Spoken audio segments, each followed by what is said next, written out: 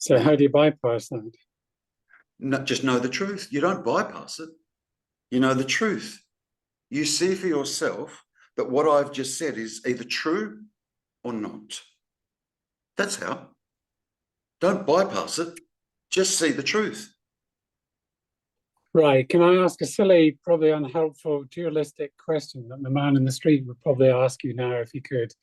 I think I agree. Well, I do agree that there is seeing, there is tasting, smelling, touching, etc. All the five senses. What happens, says the man in the street, if you're in a car accident and you lose sight of your eyes? There is still seeing then, but this sitting here can't see because whatever's happened, the optic nerve has been severed. There is no physical entity that can, or there is no seeing mechanism here. What's the answer to that? How is that reconciled? There is still seeing, but there is not seeing from this. Oh, are you saying that someone else can still see, but this can't now no longer see? Is that what you're saying?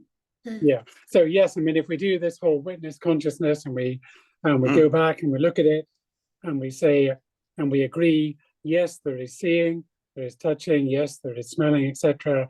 But then this accident happens, your eyes go, I think at a stretch, even though it would be difficult, you could get me to agree, even though I couldn't see, I think that there was seeing, even though I couldn't see. I mean, is a reconciliation to be had there? Well, the answer is in the question, because there's an assumption that there's individuals out there that can either see or not see. Yeah. Now, non-dual means one. Yeah. One. So even if the seeing stopped here, yeah, that doesn't mean the seeing stops. They're still seeing. Yeah. It's a very good question, actually, because we keep forgetting. It's not that we keep forgetting, it's because we don't know that all there is one. Apparently, appearing as many. But what is it that creates the seeming many? The dualistic instrument. Thoughts. And the only thing that is dualistic is thoughts. In the absence of all thoughts, if all thoughts just ceased and just stopped, guess what happens to duality? It stops. Vanishes. Yeah, there is. It vanishes. Yeah. So it's this that's constantly creating duality. Yeah. So I say to people, don't go after non-duality, whatever you do, because you'll be using the wrong instrument to try and discover non-dual. A dualistic instrument can never discover something that's non-dual. Let's, for argument's sake, say it could. When it finally discovered it, the non-dual, how many's here? There's still two here. Yeah, the dualistic thing, the seeming apparent human being person, has now discovered non-dual. And the non-dual would still be objective if this person here is dualistic and believes it is a separate individual entity. So that it believes it's discovered, non-dual is not it. Yeah. You know. So it's never going to get there, is it? No, it can't. Not the definition. The seeming personal character can never get this. It's a phantom. It's just a character created by thoughts. So when you finally come to an understanding that you are not this, and what this is saying is not about you. When you finally discover that, yeah, this drops. And that this has been looking for is self-revealing when this drops. And guess what that would be? Just this. Just this. If this could be discovered, this non-dual thing could be discovered, where do you think it would be discovered? If not here. Where would it be discovered? Not over there. It has to be here. Yeah. But we constantly keep taking this here-ness, this now-ness, to be me having an experience. False identification, that's all it is. Or wrong identification, if you like. That's all that's happening. And it's just mind saying it all. So how do you go about your day when you're walking down the street? Do you just disengage? I mean, are you consciously, No, I think Christian Science would say you've got to know the truth about what's going on. That's a big discipline. It's a big self-discipline to do that. No, you can't do that. It's not possible to do that. It's literally not possible to do that. How do I get on with my day? My day just happens. It just happens. Yeah. But the real question there is, I know absolutely what I'm not. Mind, it's just mind, Ian. That's the problem. That's it. In the absence of all thoughts, what problem would you have? None. You know that. You know that. If it just stopped and all you would be experiencing is silence and absolute stillness, you wouldn't have a problem. There'd be no problem. Yeah? Once that me character is seen for what it is, the mind stops producing it.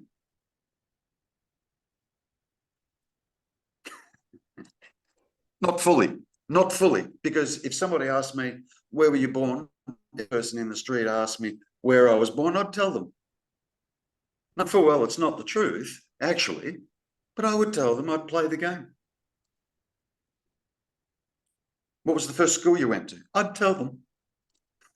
Knowing full well, I never actually went to school. It's a story. There's no me here that could go to school. Do you understand? Yeah. So in relation to how do you function, how do you operate, and so on and so forth, the same way you always have functioned and operated. Just stop attributing it to having a me here that has free will and is the doer and mover and shaker. You know by now that that's not true. If it was, the first thing you would have done is you would have altered your thinking.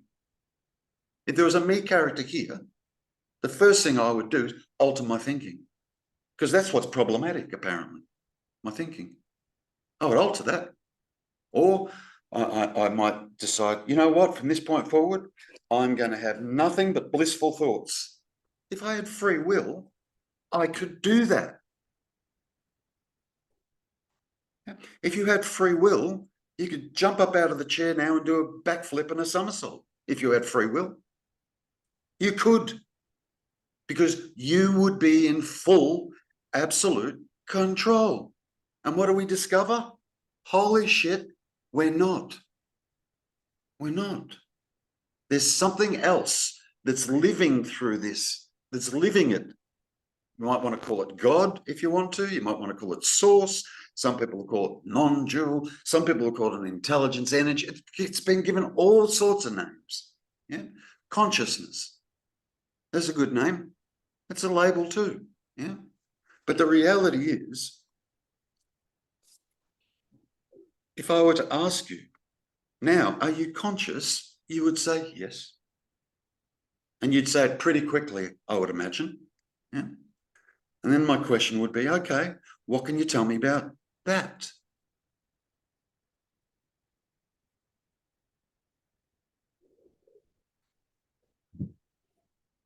Not very much. It just is. It's just happening. It's just me sitting here aware and conscious. Is it a me sitting here that's aware and conscious? That's the No. question. Good, because that's the truth, yeah? It's not a me sitting here that's aware and conscious. Yet there is awareness and consciousness, yeah? There is. Yeah, we can't deny that. There is awareness and consciousness. When the identification with the me character ceases, when that stops happening, all you're left with is awareness and consciousness. Yeah.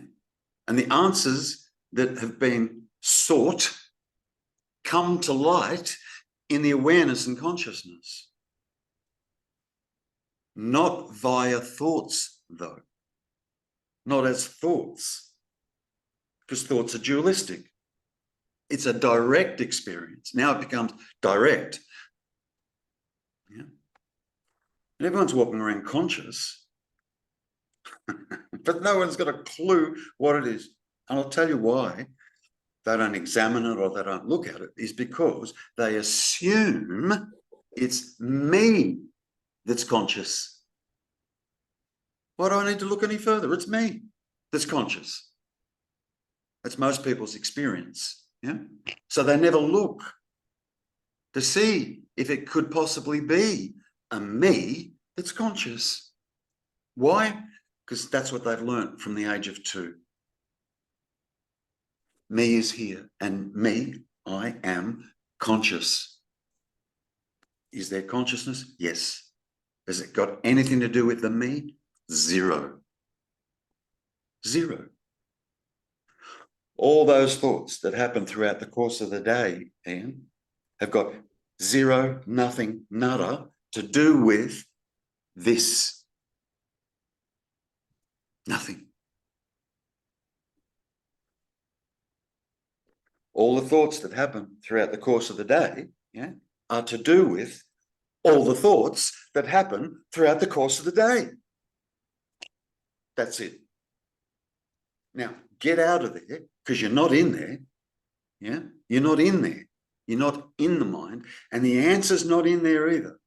You've learnt that by now. The answer's not in there. If it was, you'd have found it ages ago. Or other people would have found it. And they would have said, oh, just do A, B, C, D, and E, and F, and you'll... It's not in there. It's dualistic. Yeah. And what's being sought is non-dual. And even the seeker is not the me. The seeker is not the me. If there is only one, what's the seeker? One. One. Yeah. Now all we've got to do is understand what duality is, how that works, what that's about, what it creates. Yeah. I know that, you and I would agree there's a universe out there. We would agree there's a universe out there. Yeah. You and I both know that the universe is pretty damn big. Yep. If I was to ask you, how many pages would it take for you to write in to determine, yeah, what you believe the universe is? How many pages would it be? Make it up. I don't care. You'd be at it forever. Yeah.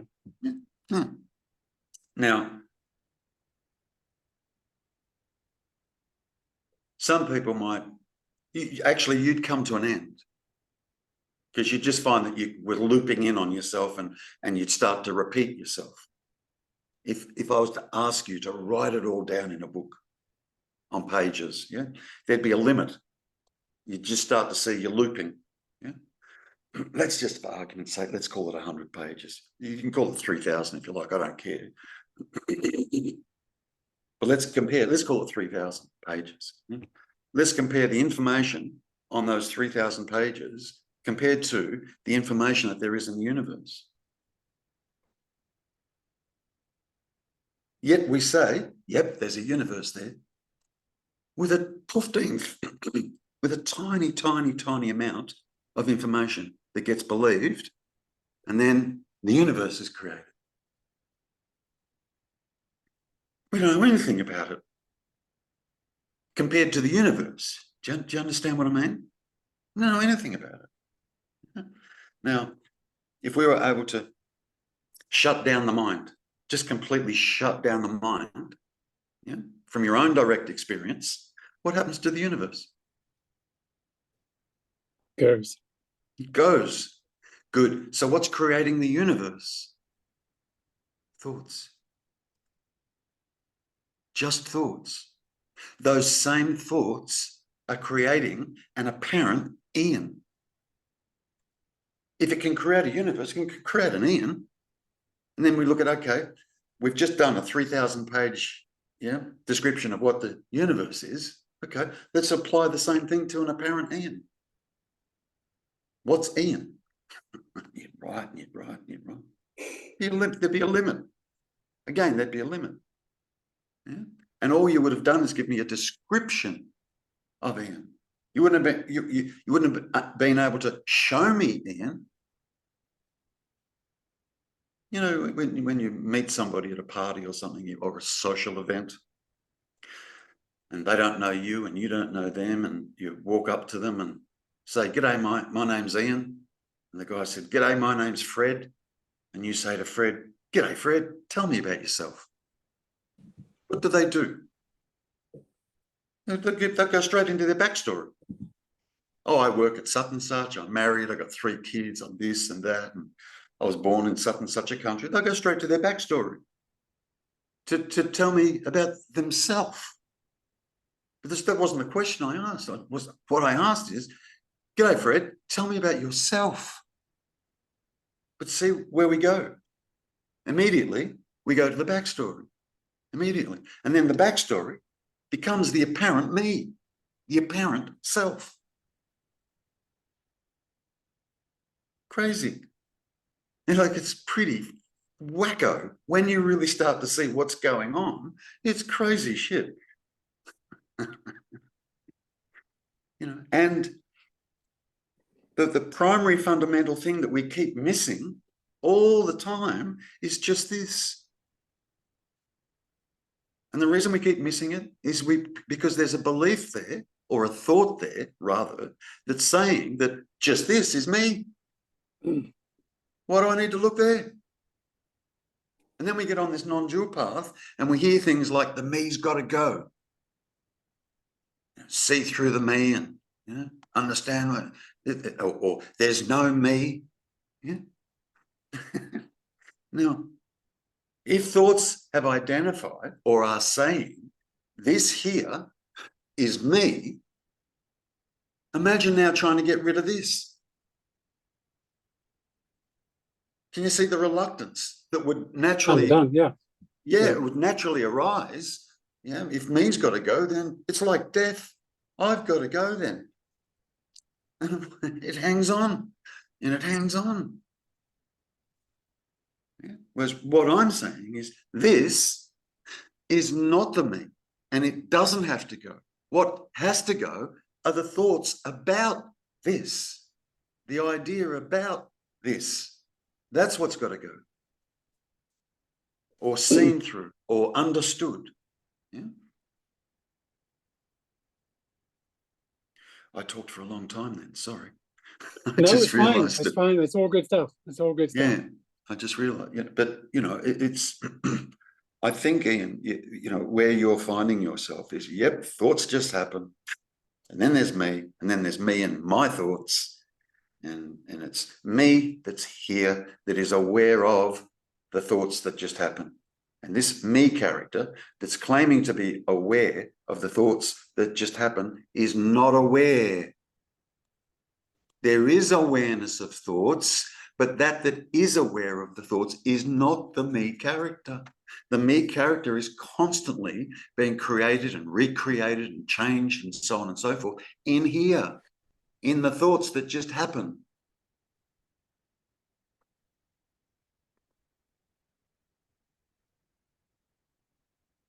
True?